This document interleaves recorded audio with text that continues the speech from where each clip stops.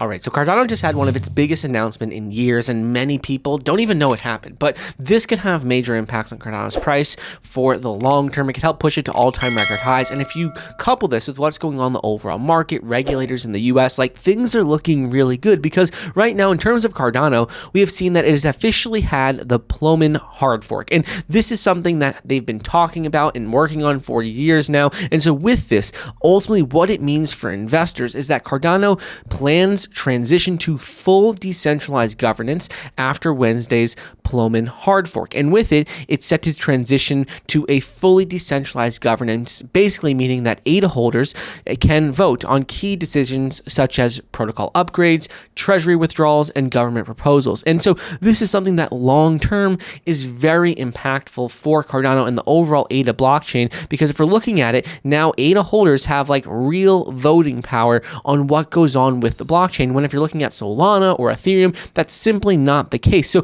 this really helps Cardano stand out of all the top 10 cryptos and really all layer 1 cryptos, because now it is one of the largest but also fully decentralized, which is exactly what you want to see. So even though we haven't seen Cardano's price do so well over the last couple of days, if you look at it over the last year, it's still up around 80%. And so now I think with this hard fork, it's clearing the way for us to see all-time record highs start to show Cardano rally back towards that $3 per coin range. And like that is something that is really exciting to see, because it changes the whole future, the whole way that Cardano works, and just how everyone who owns ADA is going to be able to interact with the blockchain. But that is not just the only bullish thing going on, because if you also look at what's going on with Bitcoin, I wanted to quickly interrupt today's video to bring you a word from our channel partner, Crypto.com. Crypto.com has an exciting new feature called the Sports Event Trading, and this is an innovative way to trade your opinions on sports events and profit when you're right. So the way it works is with the sports event trading,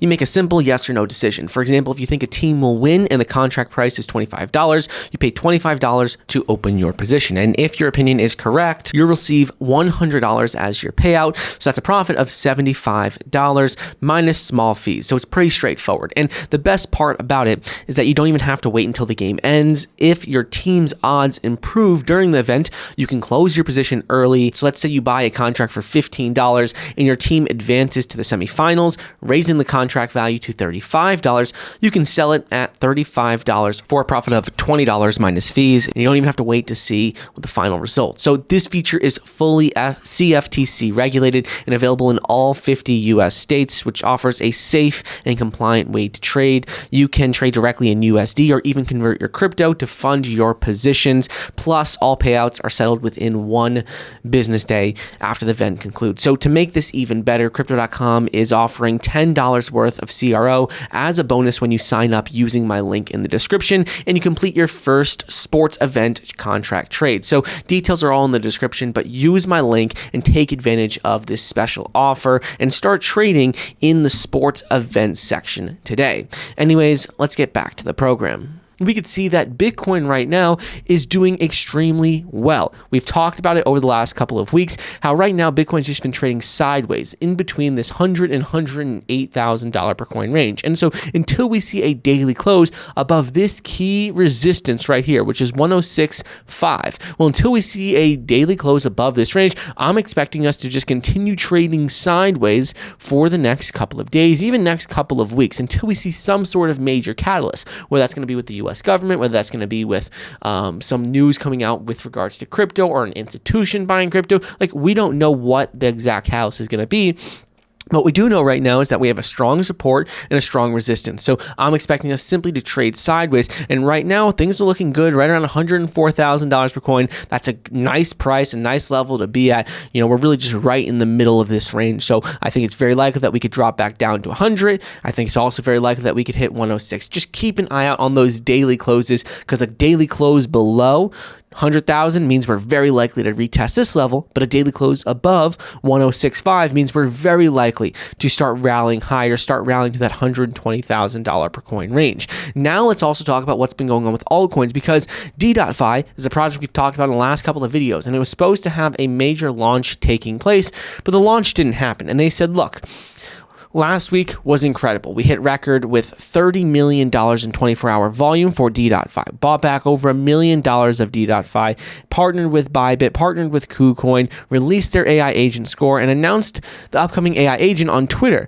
They've burned $500,000 more of DeFi tokens, and that was all just in like a week or two. So they were planning on listing on multiple centralized exchanges back on Tuesday, January 28th, but it didn't happen. They said that the main centralized exchange was not technically aligned with their timeline, so they decided not to. So they said what they're doing is they're setting that new date for February 7th. It gives them an opportunity to include even more exchanges than initially planned. And so they wanted to wait because that main centralized exchange wasn't aligned in the timeline. They want to wait so things can really line up and really help with the overall price, help with holders, and really just bring the most value. So the key thing I would say with this is that, yeah, I wasn't happy either that we didn't see the launch, but the thing to remember is that they have bought back $1 million of De.Fi tokens in just the last week. I posted about this over on my X, and I said how this is a major milestone. It makes me really excited about the project long term, seeing that they're committed, they're buying tokens back, they are burning them. Like, there's no other reason that they would be doing this unless they had a long-term vision for the project.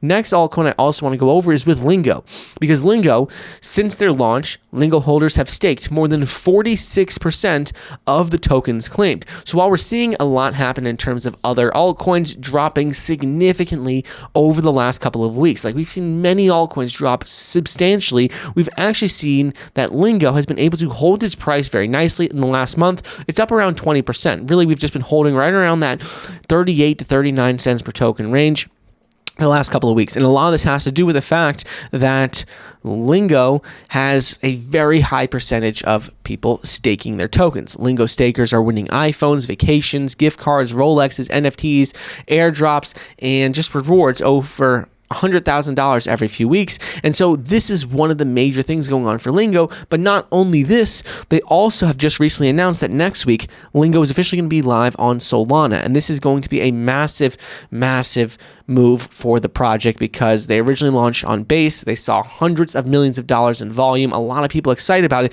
but Solana's ecosystem is even more has even more liquidity than Base. So I think this could really help drive the price higher for Lingo over the next few weeks. Last thing I do want to go over is going to be with DYOR. DYOR is officially live. It has launched over on MEXC. And if you guys got in on its pre-sale, you're probably doing pretty well because DYOR is up around 150% in the last 24 hours, really since launch. This has done really well in my opinion. And if you're looking at DYOR, the reason why I like them is that they're an actual application that is building real utility. It's a place that already has hundreds of thousands of downloads in the Google Play Store and Apple Store, and they're building an app that allows people to learn about crypto, invest in crypto easily, and it's not just another token. It's a project and a company that is building like the Robinhood, but for the crypto space, and I really, really like that. So these are some altcoins that I'm invested in, things that are going on the market, and this is some major developments for Cardano that really just people aren't talking about enough. So I wanted to share it with you guys and make sure to stay up to date on big announcements coming up. Follow the channel, follow us over on X, and I'll keep you guys in the loop.